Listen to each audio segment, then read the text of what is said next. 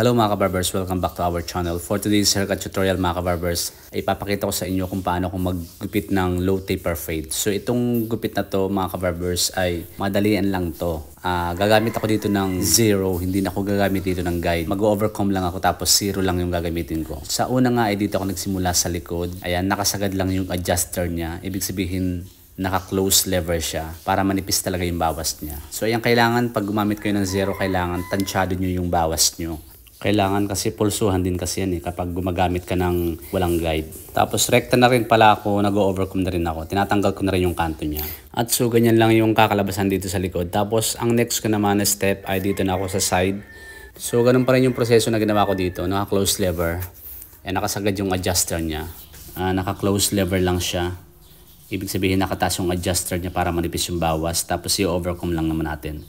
So yun lang mga kabarbers, panuorin nyo na lang kung ano yung proseso ko.